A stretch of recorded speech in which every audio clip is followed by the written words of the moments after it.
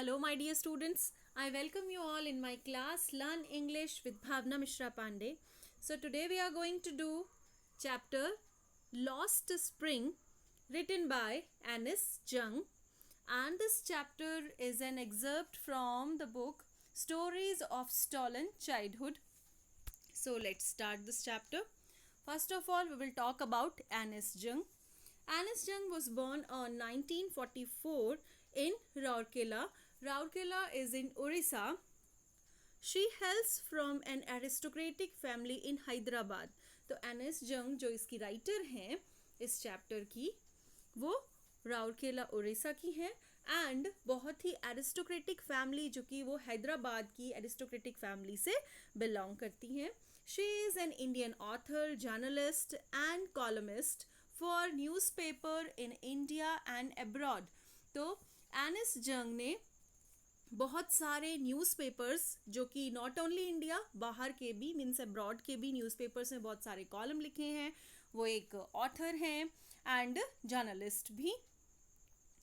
Her most known work unveiling India was a chronicle for the lives of women in India, noted specially for depiction of Muslim women behind the पर्दा. तो उनका most noted work जो है, noted means बहुत ज़्यादा famous work है India की women के लिए, स्पेशली मुस्लिम विमेन के लिए जो कि पर्दा प्रथा को फेस करती हैं, मीन्स जो पर्दा रखती हैं उनके लिए है ये work. Now let's see the main characters of this chapter with the theme. So students, this chapter is divided into two parts. दो पार्ट्स में ये जो चैप्टर है डिवाइड किया गया है. फर्स्ट पार्ट जो है उसका नेम है sometimes I found a rupee in the garbage and इसकी थीम है पॉवर्टी. ये जो फर्स्ट पार्ट है इसका नेम ही यही है, इसका जो टाइटल है sometimes I found a rupee in the garbage and जो इसकी थीम है वो है पॉवर्टी. एंड इस पार्ट में साहिब से रिलेटेड है. ये साहिब आलम नाम का जो कैरेक्टर है वो इस फर्स्ट पार्ट में है. एंड इस साहिब आलम जो नेम है उस बच्चे का वो क्या है, एक रैग पिकर है. रैग पिकर मतलब कचरा उठाने वाला, यू कैन से कचरा उठाता है. तो उसके बारे में बताया गया है. एंड उसके नेम का मीन्स क्या है, लॉर्ड ऑफ यूनिवर्स, यानी कि जो पूरी यूनिवर्स पे, पूरे ब्रह्मांड पे जो का लॉर्ड हो, इस नेम का ये मतलब होता है. एंड इसमें एक आयरनी छिपी हुई है. आयरनी का मीन्स मतलब जस्ट कॉन्ट्रेरी, और वो है कैसा, वो कचरा उठाने वाला है और नेम उसका है साहिब आलम जिसका मीन्स है लॉर्ड ऑफ यूनिवर्स. उसके बाद जो सेकंड पार्ट जो है वो है I want to drive a car और इसकी थीम है चाइल्ड लेबर.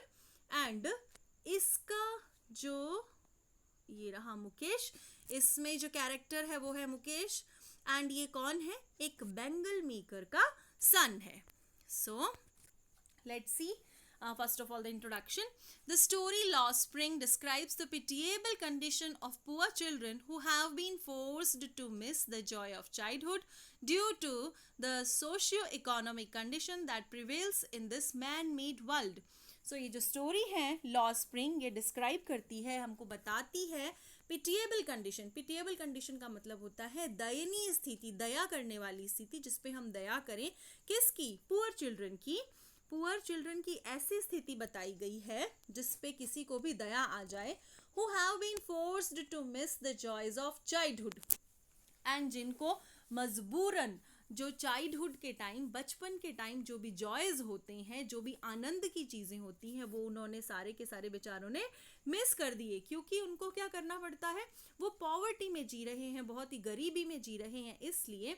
एंड क्योंकि जो ये सोशियो इकोनॉमिक कंडीशंस हैं जो मैन ने बनाई, हम सभी ने बनाई गई सोसाइटी में, कुछ लोग बहुत ही ज़्यादा पुअर हैं एंड कुछ लोग बहुत ज़्यादा रिच हैं. तो वो बहुत ज़्यादा सोशियो इकोनॉमिक यानी सामाजिक आर्थिक रूप से जो पीपल बहुत ज़्यादा पुअर हैं, वहाँ पे इन जो बच्चे हैं रैग पिकर्स हैं, उनके बारे में बताया गया है कि वो जितने भी जॉयज होते हैं, actually lost spring, I want to say कि स्प्रिंग सीजन कौन सा होता है, बहुत ही खुशियों का, खुशियों का आप कह सकते हो, कलर्स का आप कह सकते हो, बहुत ही ऐसा मौसम जिसको हर कोई एंजॉय करना चाहता है। लेकिन लॉस्ट स्प्रिंग मतलब वो सीजन, वो अच्छा वाला सीजन जो कहीं खो गया। एंड ये किसको इंडिकेट करता है? उन पुअर चिल्ड्रन को। तो एक स्टोरी जो है, दो स्टोरीज में बताया गया है। एक स्टोरी जो है वो पॉवर्टी से रिलेटेड है, दूसरी स्टोरी जो है वो चाइल्ड लेबर से रिलेटेड है। दोनों की ये थीम्स मैंने आपको शुरू में बता दी थी। तो these children are denied the opportunity of schooling and forced into labour early in life. तो ये जो चिल्ड्रन है, इनको स्कूलिंग की अपॉर्चुनिटी इनकी बिल्कुल भी नहीं है। डिनाइड मीन्स मना करना, मीन्स इनके लिए नहीं है वो अपॉर्चुनिटीज। क्यों? क्योंकि बेचारों को इनको वर्क करना पड़ता है daily. And forced into labour, and daily क्या, अपने काम पे जाओ। एंड स्कूलिंग का इनके लिए कोई चांस नहीं है, क्योंकि वो जो टाइम जिसमें बच्चे स्कूल जाते हैं, एंजॉय करते हैं, वो जो दिन के घंटे होते हैं ये किस में लगा देते हैं? काम में। सो Anis Jung gives voice to eliminate child labor by educating the children and to enforce the laws against child labor by the government strictly. तो एनिस जंग जो इस स्टोरी की, इस चैप्टर की जो राइटर हैं, वो क्या करना चाहती हैं? वो एक वॉइस रेज करना चाहती हैं, वो एलिमिनेट करना चाहती हैं चाइल्ड लेबर को ख़त्म करना चाहती हैं। कैसे? By educating children. वो चाहती हैं कि सभी बच्चे क्या करें? पढ़ें, ताकि उनको पता चले कि, ताकि फर्स्ट ऑफ ऑल तो वो चाइल्ड लेबर ख़त्म हो जाए, एंड उसके बाद उनको पता चले कि समाज में क्या है। बहुत सारे ऐसी चीज़ें हैं, गवर्नमेंट ने बहुत सारे रूल्स एंड रेगुलेशंस, बहुत सारे मतलब बच्चों को बहुत सारी अपॉर्चुनिटीज़, बहुत सारे ऐसी चीज़ें उपलब्ध करवाना, गवर्नमेंट मतलब बहुत सारे काम ऐसे कर रही है। तो एनिस जंग चाहती हैं कि इस चैप्टर के माध्यम से वो एक वॉइस रेज करे, means and to enforce the laws against child labour. और वो चाहती हैं कि चाइल्ड लेबर यानी कि बच्चों से जो बाल श्रम करवाया जाता है, उसके अगेंस्ट कोई ऐसा लॉ आना चाहिए। और जो लॉ है, गवर्नमेंट उसको क्या करे? मीन्स सभी उसको स्ट्रिक्टली फॉलो करे, और गवर्नमेंट भी उसको अच्छी तरह से फोर्सफुली मतलब इम्प्लीमेंट कर ले। The call is to end child exploitation and let the children enjoy the days of the spring that bring joy under their feet. वो क्या चाहती हैं? The call is to end. वो चाहती हैं, वो वॉइस रेज करना चाहती हैं कि इसके खिलाफ, चाइल्ड एक्सप्लॉयटेशन के खिलाफ वो एंड करना चाहती हैं, वो ख़त्म करना चाहती हैं चाइल्ड एक्सप्लॉयटेशन को, मतलब बच्चों पे जो हो रहा है शोषण, उसको ख़त्म करना चाहती हैं। And let the children enjoy, और चाहती हैं कि बच्चे इंजॉय करें जो उनके स्प्रिंग होता है, स्प्रिंग यानी चाइल्डहुड डेज, ताकि उसको वो इंजॉय कर सकें एंड उनके कदमों तले खुशियाँ आ सके। Bring Joy under their feet मतलब वो भी उन सारी चीज़ों को इंजॉय कर सके जो कि रिच पीपल के बच्चे इंजॉय करते हैं। So let's start first part of this chapter. First part है sometimes I find a rupee in the garbage. And इस चैप्टर में, इस पार्ट में जो कैरेक्टर है वो है साहिब आलम, जो कि एक रैग पिकर है। तो the first part tells the writers impression about the life of the poor rag pickers. Rag pickers के बारे में बताती हैं यहाँ पे एनिस जंग। The rag pickers have migrated from Dhaka and found a settlement in Seemapuri. तो जो रैग पिकर्स हैं, कचरा उठाने वाले हैं, वो कहाँ से आए हैं? ढाका से। ढाका से वो यहाँ शिफ्ट हुए हैं। कहाँ पे? सीमापुरी। सीमापुरी कहाँ है? सीमापुरी दिल्ली का आउटस्कर्ट एरिया है। आउटस्कर्ट आप कह सकते हो, आउटर एरिया, बहुत दूर दराज का एरिया जो है वो सीमापुरी, वहाँ पे वो सेटल हो गए हैं। Their fields and homes had been swept away by the storm। और उनके जो फील्ड्स हैं, फील्ड्स यानी उनके खेत खलिहान, उनके हाउस जो भी होम्स वगैरह वहाँ बने हुए थे, वो क्या बह के चले गए? कहाँ पे? समुद्री तूफान की वजह से क्या हुआ? वो सारी उनकी ग्रीनरी और जो भी कुछ था वो सब बह के चला गया। मीन्स सब कुछ, पूरी लाइफ जो है वो ruin हो गई। They had come to the big city to find a living, and उनको इस बिग सिटी यानी सीमापुरी जो कि दिल्ली का आउटस्कर्ट एरिया है वहाँ पे उनको आना पड़ा। बड़ी सिटी में इसलिए आए ताकि बड़ी सिटी में उनको क्या मिलेगा, एम्प्लॉयमेंट मिलेगा, एंड उनकी जो पॉवर्टी है वो ख़त्म हो जाएगी। तो वो अपनी लिविंगहुड, लाइवलीहुड यानी अपनी आजीविका कमाने के लिए, अपनी रोजी रोटी कमाने के लिए वो कहाँ आ जाते हैं, सीमापुरी। दे आर पुअर, वो बहुत ज़्यादा गरीब हैं। द राइटर वॉचेज साहिब, अब जो राइटर एनिस जंग है वो देखती हैं किसको, साहिब को। Every morning scrounging for gold in her neighbourhood, अपने पड़ोस में गोल्ड ढूंढते हुए। स्क्राउजिंग फॉर मतलब सर्चिंग फॉर गोल्ड, मतलब वो कुछ ऐसा ढूंढ रहा होता है, कहाँ पे, कचरे के ढेर में से कुछ ढूंढता हुआ उसको नजर आता है, किसको, एनिस जंग को। Garbage is a means of survival for the elders and for children it is something wrapped in wonder. So garbage यानी कि जो कचरा है वो क्या है, मीन्स ऑफ सर्वाइवल है एल्डर्स के लिए, जो बड़े हैं उनके लिए मीन्स ऑफ सर्वाइवल है। क्यों, क्योंकि गार्बेज को बेच के वो क्या करेंगे, कुछ मनी अर्न करेंगे। And for children it is something wrapped in wonder, and बच्चों के लिए क्या पता अगले ही पल क्या चीज मिल जाए उस कचरे में, तो ऐसा है। The children come across a coin और टू फ्रॉम इट, कभी कभी उन बच्चों को 1 और 2 कॉइन्स मिल जाते हैं उसमें। These people have desires and ambitions, in people की भी बहुत सारी डिजायर्स हैं, बहुत सारी आकांक्षाएं हैं, बहुत सारी इच्छाएं हैं, but they do not know the way to achieve them, लेकिन उनको वो रास्ता नहीं पता कि किस चीज से हम इनको अचीव कर सकते हैं, मीन्स प्राप्त कर सकते हैं अपनी उन खुशियों को। There are quite a few things that are unreachable to them, namely shoes, tennis and the like. Means कुछ ऐसी चीज़ें हैं जो कि उनके लिए अनरीचेबल हैं, जहाँ तक वो पहुँच ही नहीं सकते। उनमें मेन चीज़ जो है वो यहाँ पे कुछ मेंशन की गई है, नेमली शूज़। तो यहाँ पे जो राइटर है एनिस जंग, वो एक बार बच्चों से पूछती हैं कि तुम लोगों ने शूज़ क्यों नहीं पहन रखे। जो रैग पिगर्स का एक जो वो ग्रुप था वो जा रहा था, तो उन्होंने उससे पूछा कि आपने शूज़ नहीं पहने हुए, तो बच्चों ने आंसर दिया कि हमारा ट्रेडिशन नहीं है। जबकि वो क्या, उनको जो शूज़ हैं वो अफोर्ड ही नहीं कर सकते थे। नेक्स्ट थिंग, टेनिस का यहाँ पे जब रेफरेंस है तो टेनिस के बारे में वो एक बार साहिब आलम को एक टेनिस कोर्ट के बाहर खड़ा हुआ देखती हैं, एंड उसने एक शू पहने हुए होते हैं। वो शू कैसे होते हैं, वो शू उसको फिट तो आ रहे होते हैं लेकिन उसमें एक बड़ा सा छेद हो रहा होता है, शायद किसी रिच पीपल ने वो फेंक दिए होंगे, लेकिन साहिब के लिए वो भी बहुत बड़ी चीज़ है। तो साहिब एक टक उस टेनिस कोर्ट को देख रहा होता है जहाँ पे टेनिस खेला जाता है। अब उसकी पहुंच नहीं है कि वो टेनिस खेले, लेकिन वो उसको देख रहा है, एंड वो राइटर को बताता है कि कभी कभी शाम के टाइम पे जो यहाँ का, कभी कभी ऐसा होता है कि जब मैं यहाँ से जा रहा होता हूँ तो यहाँ का जो गार्ड है वो उसको परमिट करता है अंदर जाने के लिए उस टेनिस कोर्ट के, लेकिन साहिब आलम जो है वो बहुत ज़्यादा पुअर है एंड वो अफोर्ड नहीं कर सकता वहाँ पे टेनिस खेलना। एंड उसकी जैसी, एंड द लाइक मीन्स उसकी जैसी और बहुत सारी ऐसी चीज़ें हैं जिसको ये पीपल अफोर्ड नहीं कर सकते। And later Sahib joins a tea stall where he could earn 800 rupees। अब बाद में साहिब क्या करता है, एक टी स्टॉल ज्वाइन कर लेता है, और यहाँ से उसकी कंडीशन बहुत अच्छी हो जानी चाहिए, ही कुड अर्न, और यहाँ से वो 800 रुपीज़ जो है वो अर्न करता है, ठीक है। एंड ऑल हिज मील्स, और अपना खाना भी उसको मिलता है। The job has taken away his freedom. अब यहाँ पे आप देखिए, पहले से क्या था, वो खुद का मालिक था।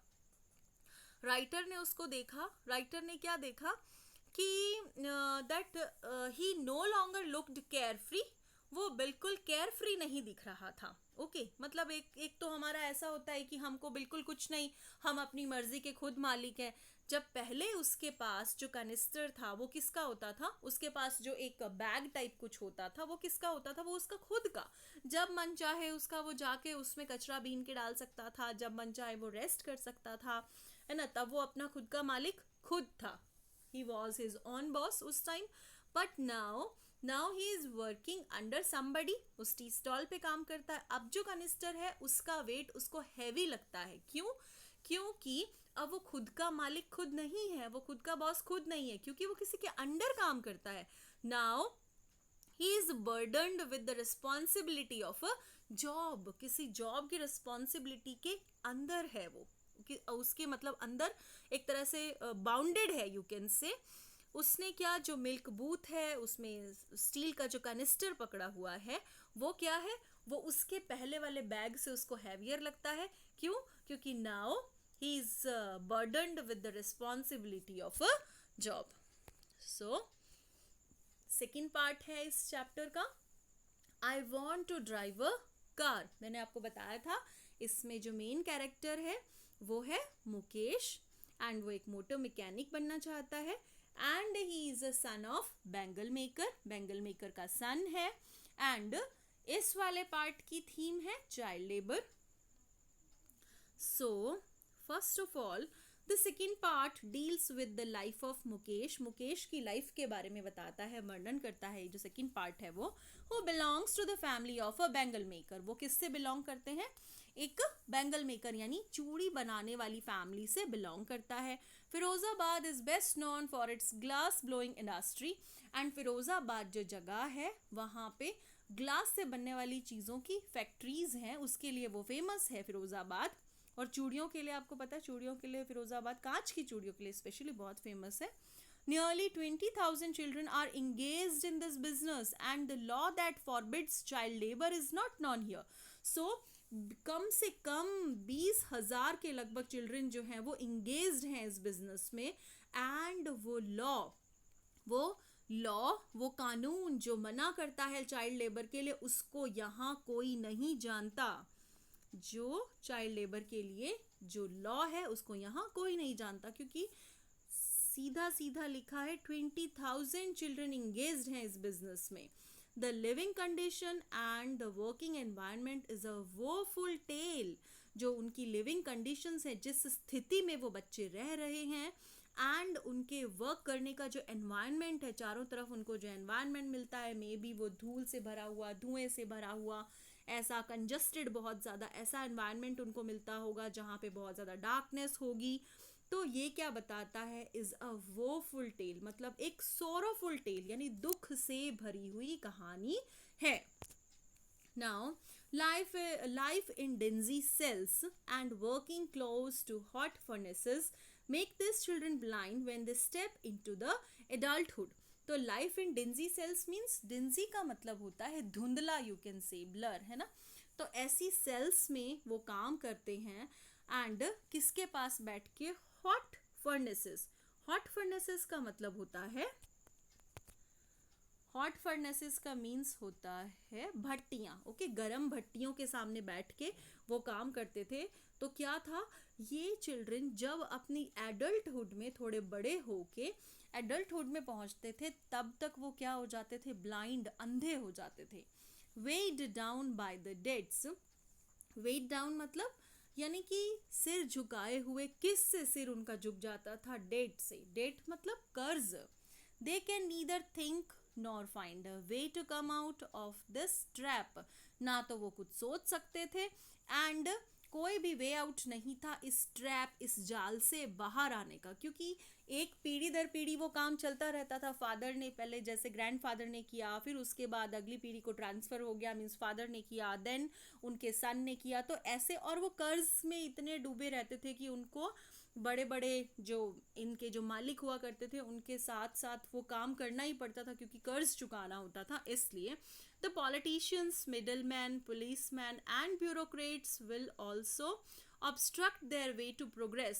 और जो समाज के जो मेन पीपल हैं, जो कुछ कर सकते हैं इससे रिलेटेड, वो भी क्या ऑब्स्ट्रक्शन डालते थे। मीन्स वो नहीं चाहते थे कि इन पीपल की प्रोग्रेस हो। अगर इन पीपल की अगर प्रोग्रेस हो गई तो उनको कहाँ से लेबरर्स मिलेंगे इस काम को करने के लिए?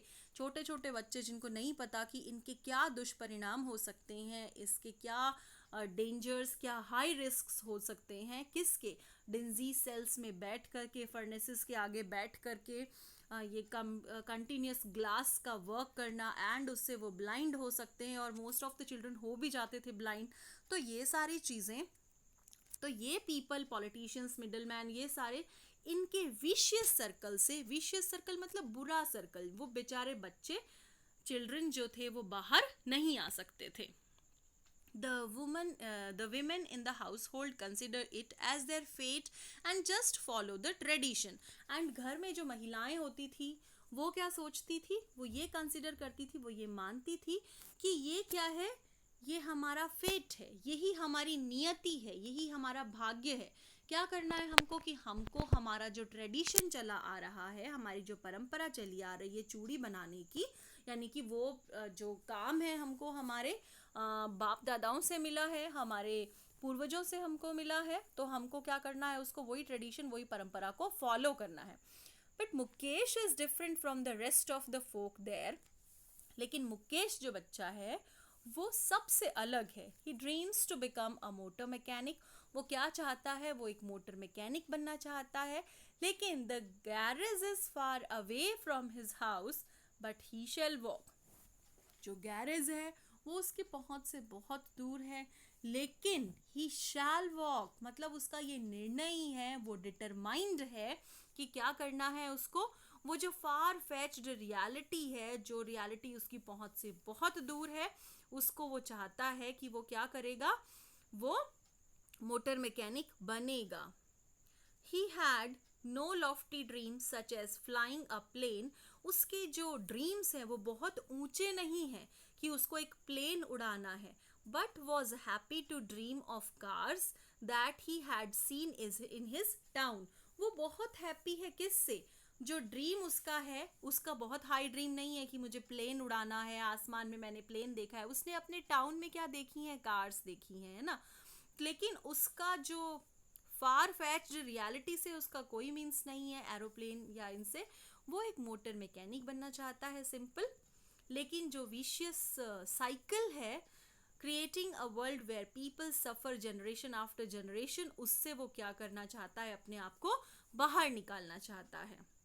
साहूकार हैं, मिडिल मैन हैं, पुलिस मैन हैं, जिन्होंने ये क्रिएट कर रखा है ये vicious circle, he wanted to come out from that circle. So students, in the next video we will discuss all the important question answers of this chapter. So keep watching, stay connected, हंसते रहिए, मुस्कुराते रहिए।